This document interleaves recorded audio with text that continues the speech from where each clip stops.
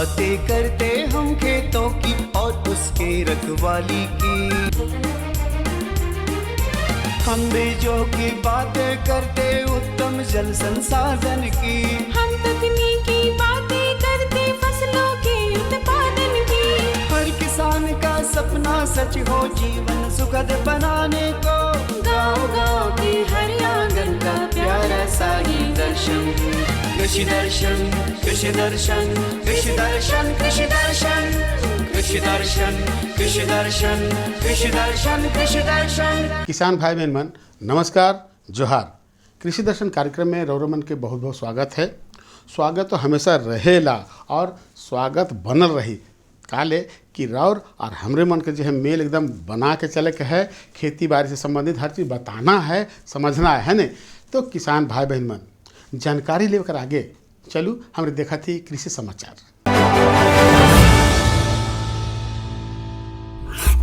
नमस्कार, कृषि समाचार में आपका स्वागत है। मैं हूं अर्चना। आइए देखते हैं आज कृषि समाचार में क्या है खास। प्रधानमंत्री मत्स्य संपदा योजना के तहत मिलने वाली सब्सिडी हुई दोगुनी। दलहनी और तेलहनी फसलें भूमि को बनाती हैं उपजाऊ। निकाई गुड़ाई के लिए बेहतर उपकरण है डच हो। ग्रामीण क्षेत्रों में मछली पालन एक बेहतर आमदनी का जरिया है। राज्य में मत्स्य उत्पादन अधिक से अधिक हो, मत्स्य पालकों की आमदनी बढ़े, साथ ही राज्य के युवा मछली पालन के क्षेत्र में आए और बेहतर रोजगार पाएं, इसके लिए सरकार कई प्रकार की योजनाएं चलाती है। इसी क्रम में राज्य में अनुसूचित जाति, जनजाति और महिला मत्स्य पालकों को जो 40% की सब्सिडी दी जाती थी, उसे अब बढ़ाकर 80% कर दिया गया है। इससे राज्य के मछली पालन व्यवसाय से जुड़े लोगों का उत्साह बढ़ा है और उत्पादन भी बढ़ने की संभावना जताई जा रही है। हमारे राज्य में बहुत सारे किसान भाई एकल फसल यानी वर्ष में केवल एक फसल धान की ही लेते हैं और बाद के पूरे वर्ष खेत खाली छोड़ देते हैं। कृषि विशेषज्ञों के अनुसार ऐसा करने से भूमि की उपजाऊ क्षमता खत्म हो जाती है। इसलिए धान काटने के बाद रबी में दलहनी और तेलहनी फसलें खेत में अवश्य लगानी चाहिए। इससे खेत की मिट्टी में कई प्रकार के पोषक तत्वों का विकास होता है और लगाए गए फसलों की पैदावार बेहतर होती है। सब्जियों में भिंडी हमारे यहाँ लगभग सभी क्षेत्रों में लगाया जाता है। जो किसान भाई इस समय भिंडी लगाने के इच्छुक हैं, वे भिंडी के उन्नत प्रभेदों का चुनाव करें। भिंडी के उन्नत प्रभेदों में मखमली, तुलसी, रोहिणी बेहतर माने जाते हैं। ये प्रभेद अच्छी मात्रा में उपज देने के लिए प्रचलित हैं। मखमली, तुलसी, रोहिणी ये भिंडी के उन्नत प्रभेदों में बेहतर माने जाते हैं। वर्तमान समय में इनकी बुआई की जा सकती है।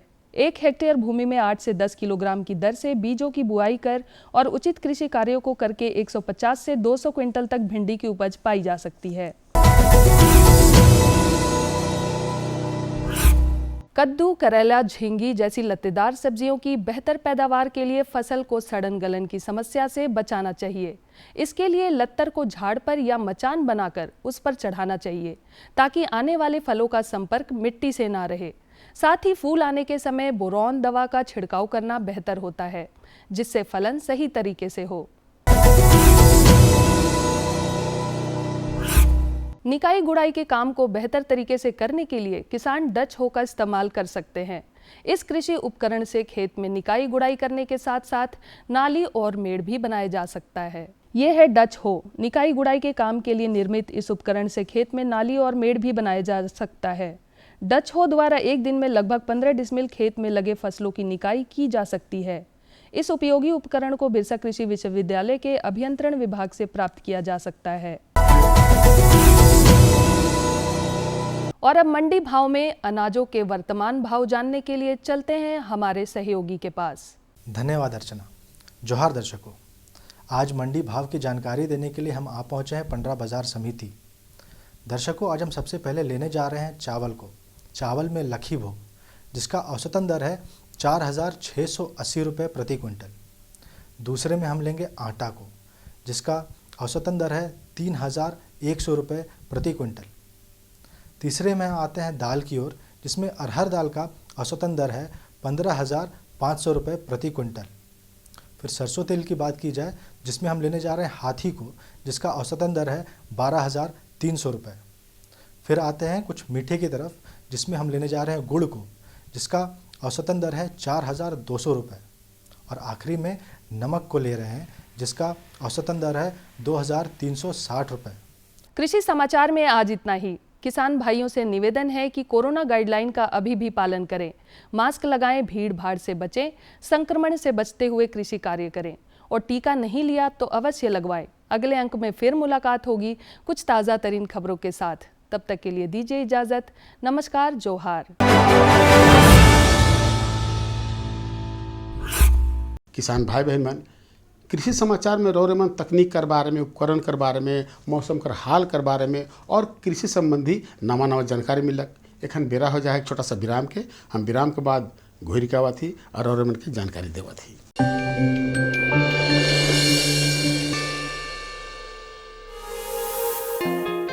प्रधानमंत्री श्री नरेंद्र मोदी जी का संकल्प है बीज से बाजार तक किसानों की पहुंच बढ़ाना। देश के अन्नदाताओं के लिए भारत सरकार ने जुलाई 2020 में एग्रीकल्चर इंफ्रास्ट्रक्चर फंड योजना की शुरुआत की थी, जिससे कृषि क्षेत्र को भरपूर लाभ मिल रहा है। इस आधुनिक इंफ्रास्ट्रक्चर से कृषि आधारित उद्योग लगाने में एक बहुत बड़ा बदलाव आएगा और बहुत बड़ी गति आएगी। साथियों, अब हम उस स्थिति की तरफ बढ़ रहे हैं जहां गांव के कृषि उद्योगों से फूड आधारित उत्पाद शहर जाएंगे और यही तो आत्मनिर्भर भारत अभियान का संकल्प है। एग्री इंफ्रा फंड योजना के माध्यम से लाभान्वित हो रहे हैं। 10 स्टेट्स में हम डिस्पैच सेंटर्स को लगा रहे हैं। उसका प्रोजेक्ट कास्ट एक डिस्पैच सेंटर के लिए 5.9 करोड़ है। इसमें हम एग्री इंफ्रास्ट्रक्चर फंड का स्कीम में अप्लाई किया और तुरंत उसका सारा 25 लोकेशंस का अप्रूवल मिल गया। इसी तरह केरल के देवन चंद्रशेखरन इस योजना की मदद से किसानों के लिए स्वदेशी ड्रोन तैयार कर रहे हैं। 200 से ज्यादा किसानों को हमारे बनाए ड्रोन से कम कीमत में फसल निरीक्षण, कीटनाशक स्प्रे जैसी सुविधाएं मिल रही हैं। इससे उनकी आय में वृद्धि हुई है। हिमाचल प्रदेश की ढींगी देवी ने योजना की मदद से ग्रेडिंग और पैकेजिंग यूनिट स्थापित किया है, जिससे गांव के अन्य किसानों को भी लाभ हुआ है। हनुमानगढ़ की गोलूवाला निवादान ग्राम सेवा सहकारी समिति ने योजना का लाभ लेकर बूम स्प्रेयर खरीदा है। इससे लगभग एक दिन के अंदर ये 125 बीघा स्प्रे करता है और इससे समिति को 6,500 रुपये प्रतिदिन आमदन हो रही है और इससे हमारा पैक्स परिवार पूर्णतः गवर्नमेंट का तहे दिल से शुक्रिया अदा करता है। अब तक 35,000 से अधिक स्वीकृत प्रोजेक्ट शुरू हो चुके हैं और 27,000 करोड़ रुपए से अधिक के लोन पारित हो गए हैं। इससे कृषि क्षेत्र में क्रांति आ रही है। इस योजना से कृषि का आधुनिकीकरण हो रहा है, रोजगार के नए मौके खुल रहे हैं और एग्री सप्लाई चेन में किसानों की भागीदारी बढ़ रही है। तो आप भी इस योजना का लाभ लेकर अपने और देश के विकास में भागीदार बन सकते हैं। कृषि एवं किसान कल्याण मंत्रालय, भारत सरकार। किसान भाई बहन मन, विराम के बाद रौरे मन के बार फिर से स्वागत है। तो चलू अपन कार्यक्रम के हम आगे बढ़ाती जानकारी को। आज का जो जानकारी है ये बहुत सुंदर है। हर किसान भाई बहन मन ले बहुत सुंदर है। काल की गन्ना कर खेती में जल प्रबंधन कर महत्व का है। देखो अब जो भाई किसान भाई बहन मन खेती करे ना कर गन्ना कर उमन तो बढ़िया से जाना ही ना, लेकिन फिर भी हम रौरे मन के कि गन्ना कर खेत में जल प्रबंधन कर महत्व कर बारे में जानकारी दिवा देवे दी। और जानकारी दिवा थी हम रौरे मन के फीचर कर माध्यम से भाई, है नहीं। तो चलिए, गन्ने की खेती में लगने वाले पानी की मात्रा पर गौर करना जरूरी होता है। गन्ने की 1 टन वजन वाली फसल को तैयार करने में करीब 250 टन पानी लगता है। इसको दूसरे नज़रिए से देखने पर पता चलता है कि 12 महीने से 18 महीने में तैयार होने वाली एक फसल में 180 से 250 सेंटीमीटर पानी की दरकार होती है। यह भारत में 4 महीनों के मानसून सत्र में होने वाली औसतन 89 सेंटीमीटर बारिश के दोगुने से भी अधिक है। साथियों जोहार, कृषि दर्शन कार्यक्रम में आप सभी का स्वागत है। मैं हूं मेहुल प्रसाद। साथियों, कृषि दर्शन कार्यक्रम के माध्यम से हम लगातार आपको बताते रहे हैं कि कृषि के क्षेत्र में क्या कुछ नया हो रहा है। इन्हीं सब जानकारियों को संग्रहित करने के लिए आज हम आ पहुँचे हैं केवीके गिरिडीह में, जहां हम बात करेंगे यहाँ कृषि विशेषज्ञ डॉक्टर मधुकर कुमार से और इनसे जानेंगे कि गन्ने की फसल में जल के प्रबंधन के महत्व के बारे में। जोहार किसान भाइयों, जैसा कि आप जानते हैं कि हमारे झारखंड प्रदेश में गन्ने की खेती बहुत कम होती है, लेकिन अब जो है गन्ने की खेती हमारा किसान लोग करने लगे हैं, क्योंकि इससे जो आमदनी है इसका महत्व लोग समझने लगे हैं। इसलिए अब गन्ने की खेती हमारे एरिया में भी होने लगा है और हमारे झारखंड में हजारीबाग, गिरिडीह, दुमका, इस एरिया में गन्ने की खेती हो रही है। अब किसान भाइयों, गन्ने की खेती की विषय में बात जब हम करें तो गन्ने में सिंचाई कब और कैसे करें, तो गन्ने में सिंचाई जो है आप 3 तरह से करते हैं। पहली तरह से जो है आप जनरल जो आप पटवन कर देते हैं, दूसरा है स्प्रिंकलर सिस्टम से, तीसरा है ड्रिप इरिगेशन। अगर किसान भाई जनरल अगर खेती कर रहे हैं तो जनरल खेती करने में ये इसमें होता क्या है कि आप एक फौरो बनाते हैं, फौरों में जो आप मेढ़ बनाते हैं, मेढ़ के बीच में आप रोपते हैं, चाहे मेढ़ के ऊपर रोपाई करते हैं और नाली में आप सिंचाई करते हैं। अगर किसान भाई अगर इस तरह की करते हैं तो जनरल में एक लाइन में आप पानी दीजिए और दूसरे लाइन में पानी नहीं दीजिए, क्योंकि एक लाइन में जब पानी देंगे तो वो इधर का भी पट जाएगा और इधर का भी पट जाएगा, और दूसरे लाइन में आप जब नहीं दीजिएगा तो इस साइड से वो पानी ले लेगा। जानकार कहते हैं कि गन्ना की खेती में पानी की उपयोगिता कब कितनी है और किस तरह थोड़ी सी सावधानी से किसान फसल को बेहतर ढंग से सिंचित कर सकते हैं और पानी की बचत कर सकते हैं ताकि अच्छा उत्पादन भी हो सके, इसे समझना बहुत ज़रूरी है। हमारे झारखंड में पानी की बहुतायत नहीं है, कम मात्रा में पानी होता है, इसलिए हम पानी का कोशिश करेंगे कि कम से कम में हम ज़्यादा से ज़्यादा मुनाफा लें। इसलिए एक लाइन में जो है हम सिंचाई करेंगे, दूसरे लाइन में हम सिंचाई नहीं करेंगे, फिर हम तीसरे लाइन में सिंचाई करेंगे। इस तरह से करके इन जनरल हम सिंचाई करते हैं। इसके बाद जो भी किसान हम जो गन्ने की खेती कर रहे हैं उन लोगों को एक खास हम हिदायत दे रहे हैं या संदेश दे रहे हैं कि वे जब भी आप गन्ने की खेती करें तो ये 270 दिन का ये फसल है, तो आप अपने फसल का खेत में जिस समय आप खेत की तैयारी कर रहे हैं उसमें आप अच्छी तरह से गोबर की खाद जरूर डालें। गोबर की खाद अगर डालते हैं तो इससे होता है कि पानी की क्षमता जो है रखने की ये बढ़ जाती है, तो पानी एब्जॉर्ब करने की क्षमता जब बढ़ जाएगी तो स्वाभाविक है कि आप कम पानी में भी आप अच्छा सिंचाई कर सकते हैं और अच्छा उपज ले सकते हैं। जानकार कहते हैं कि गन्ना पानी की फसल नहीं है और ना वर्ष भर में गन्ना उत्पादन करने के लिए 1800 से 2200 मिलीमीटर पानी की आवश्यकता होती है, या यूं कहें कि प्रति सप्ताह 60 से 70 मिलीमीटर पानी आवश्यक रूप से गन्ना प्रयोग करता है, और न ही गन्ना के जमाव से लेकर 90 दिन तक पानी का खर्च कम होता है। जब भी हम बीज लेते हैं तो बीज हम खूंटी वाला से नहीं लेंगे, बीज जब भी लेंगे हम ओरिजिनल जो प्रथम जो आपका गन्ना है उससे हम लेंगे। इससे भी हमारा उपज में वृद्धि होता है और सिंचाई में इसमें बीज जब हमारा अच्छा रहता है तो सिंचाई इसमें कम लगता है। अगर पुराना बीज रहता है यानी खूंटी वाला बीज अगर हम लेते हैं उसमें सिंचाई की मात्रा हमको ज़्यादा लग जाता है और उपज भी कम होता है। इसलिए किसान भाइयों, हम कोशिश करेंगे कि हम बीज अच्छे से अच्छा लें, खेत की तैयारी हम अच्छा से करें, खेत में पाटा अच्छी तरह से दें ताकि हमारा पानी कम लगे। इसके बाद हमारा आता है ड्रिप इरिगेशन।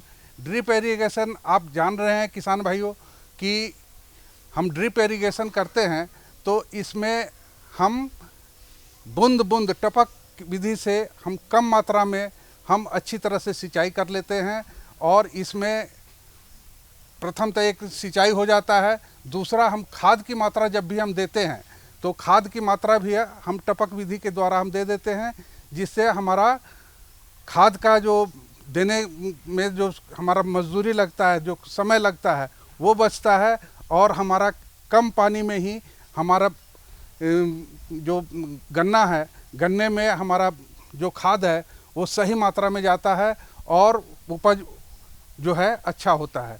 इन कारकों में तापमान, हवा का रुख, आर्द्रता और सूर्य का प्रकाश प्रमुख है। यदि तापमान ज्यादा है तो शाम के समय सिंचाई करने से गन्ने की फसल को ज्यादा से ज्यादा पानी की उपयोगिता पहुंचती है, पानी का फायदा मिलता है। और यदि तापमान कम है तो दिन में किसी भी समय पानी उपयोग कर सकते हैं। मैक्सिमम 8 से 10 सिंचाई हमको ज़रूरी होता है गन्ने में करने का। अगर गन्ने में सिंचाई 8 से 10 सिंचाई अगर आप किसान भाई हमारे करते हैं तो हमारा उपज अच्छा से अच्छा होता है। किसान भाइयों, जब भी बीज हम लेते हैं तो बीज लेने के पहले हमारा जो मुख्य खेत होता है, मुख्य खेत में हम 10 दिन पहले पानी का पटवन करेंगे और पानी पटवन करने के पहले यूरिया का स्प्रे हम कर देंगे, यूरिया का हम डाल देंगे। यूरिया डालने से होता क्या है कि पौधे में बढ़वार अच्छा होता है और बीज का अंकुरन अच्छा होता है। इसलिए किसान भाइयों, हम आपसे अनुरोध करते हैं कि जब भी बीज हम लेते हैं वो अच्छा से अच्छा बीज लें। अच्छा बीज लेंगे तो हमारा उपज भी अच्छा से अच्छा होगा। तो किसान भाई बहन मन एखन और के जानकारी मिलक गन्ना कर खेत में जल प्रबंधन कर महत्व के बारे में। तो चलो अपन कार्यक्रम के आगे बढ़ाती दूसर जानकारी को। दूसर जानकारी है वो बहुत सुंदर है नी। साहेब सेम कर वैज्ञानिक खेती। रौरमन साहेब सेम कर खेती तो करीला और बढ़िया से करीला, बखूबी करीला है नी। मकिन अगर इकर में वैज्ञानिक तरीका पता चल गलक इकर बारे में है नी तो और सुंदर खेती हुई, मुनाफा दुगना हुई है नी। तो चलो रौरमन का सीधे लेके चले हमारे का जो विशेषज्ञ साहब हैं उनकर से जानकारी दिवाती। जोहार, कृषि दर्शन कार्यक्रम में आप सबों का स्वागत है। कृषि दर्शन एक ऐसा कार्यक्रम है जिसमें कृषि जगत से जुड़ी तमाम जानकारियां देते हैं जो आपके लिए काफ़ी लाभदायक साबित हो सकती है। किसान भाइयों बहनों, कार्यक्रम के इस भाग में साहेब सेम की वैज्ञानिक देखभाल कैसे की जाए इस बारे में जानकारी प्राप्त करेंगे। आज हम ICAR प्लांडू में उपस्थित है और आज हमारे साथ उपस्थित है डॉक्टर RS पान जो इस बारे में विस्तृत जानकारी देंगे। जैसे सभी किसान भाई जानते हैं, जो साहेब सेम है ये हमारा झारखंड के एक प्रमुख सब्जी फसल है। इसको एक दलहनी फसल भी बोलते हैं, दलहनी सब्जी फसल है। विशेष रूप से झारखंड में मतलब सब्जी के रूप में ज़्यादा इस्तेमाल करते हैं। तो इसका खेती ये जो कि ये जाड़ा का फसल है, इसके लिए तापमान कम चाहिए, मतलब 18 से 27 डिग्री जो सेंटीग्रेड तापमान इसके लिए अच्छा वृद्धि विकास के लिए अच्छी होती है। इसलिए किसान भाई लोग इसको अक्टूबर नवंबर महीना में लगाते हैं, कोई अभी इस महीना में भी लगा रहे हैं।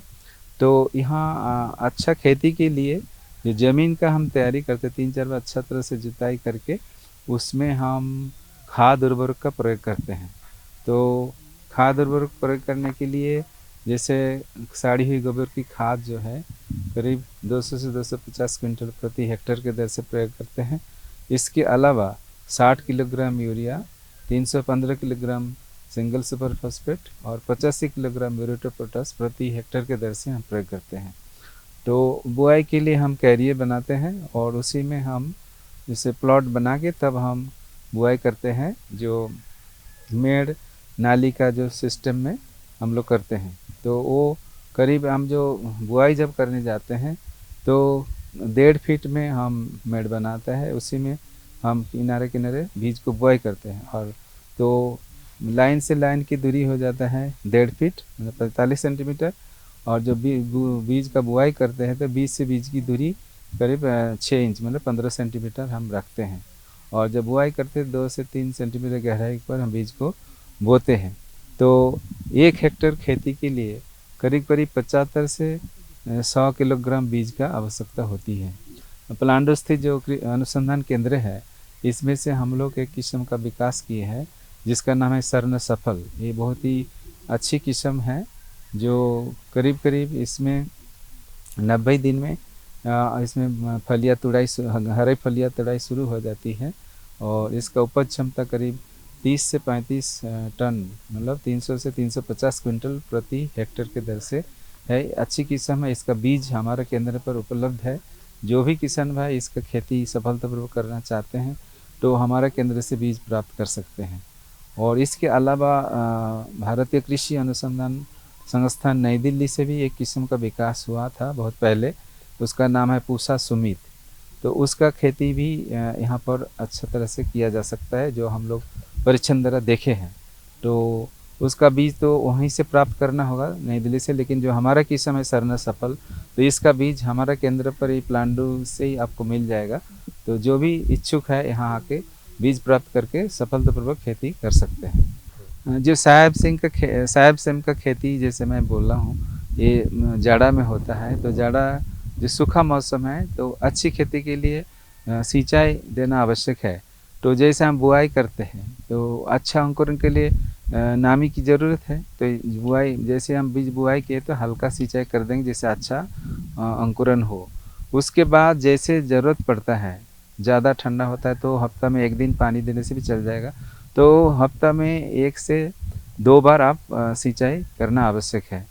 और जहाँ पर जैसे ड्रिप सिंचाई से टपकन विधि से करते हैं तो वहाँ तो हम प्रतिदिन आधा घंटा जैसे ड्रिप चला लेंगे तो हो जाएगा। जहाँ पर हम ऊंचा बेड में प्लास्टिक माल चाहे ऑर्गेनिक माल्च दे के हम करते हैं तो वहाँ पर प्रतिदिन आधा घंटा चलाने से काम हो जाएगा। लेकिन जहाँ पर किसान भाई ज़मीन पर कर रहे हैं मेड नाली सिस्टम में, तो वहाँ पर तो मैंने हफ्ता में 1 या 2 बार पानी देना आवश्यक होगा।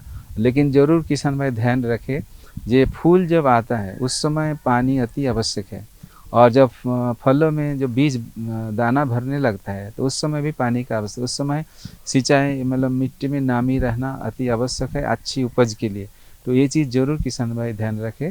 और ये इसी तरह और समय समय पर जैसे खरपतवार जो घास पात निकालने के बाद जैसे हम लोग करीब 25 से 30 दिन बाद बुआई का तो हम लोग जो यूरिया का आधा मात्रा जो हम शुरू में देते हैं बुआई से पहले ज़मीन पर, और हम आधा रख देते हैं जो हम 25 से 30 दिन के बाद जब निकाई गुड़ाई करने के बाद फिर जाड़ के थोड़ा दूर हम प्रयोग करके फिर मिट्टी चढ़ा देते, फिर एक सिंचाई कर देते हैं।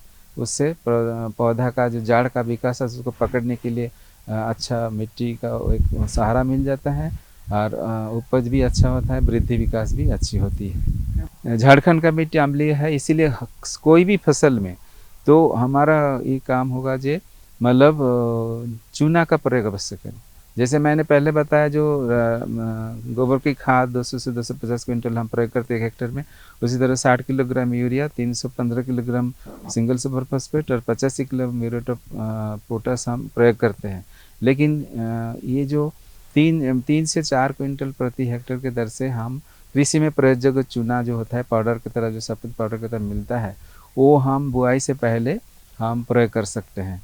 तो उससे उपज भी बढ़ जाता है। तो मोटा मोटी एकड़ में जैसे 1 एकड़ में 1 क्विंटल चूना देना अति आवश्यक है। उससे बाकी पोषक तो मिलने उपलब्धता के लिए भी अच्छा हो जाता है, माने मिट्टी का सुधार हो जाता है। क्योंकि अम्लीय मिट्टी है, इसमें चूना देने से तो बाकी जो पोषक तत्व का उपलब्धता भी बढ़ जाते हैं, तो पौधा का वृद्धि विकास हो जाता है। तो देखो आज रौरे मन कर 2 जानकारी दिवाली बहुत सुंदर सुंदर। एक दिवाली की गणना कर खेत में जल प्रबंधन कर महत्व, और दूसरा है साहेब सेम कर वैज्ञानिक खेती, है नहीं। देखो किसान भाई बहन में से ले तो हमेशा रौरे में कहिला कि अगर रौरे मन कोई जानकारी है या हमरे से कोई जानकारी चाहे तो पता के लिखू। पता है कार्यक्रम कृषि दर्शन द्वारा केंद्र निदेशक दूरदर्शन केंद्र रातू रोड रांची, और पिन कोड संख्या है 834001। तो आज रोरे मन इजाज़त दो मकिल यह दिना और यह बेरा नवा जानकारी के साथ और उपस्थित हुआ। तब तक नमस्कार, जोहार। कृषि दर्शन कृषि दर्शन कृषि दर्शन कृषि दर्शन कृषि दर्शन कृषि दर्शन कृषि दर्शन कृषि दर्शन।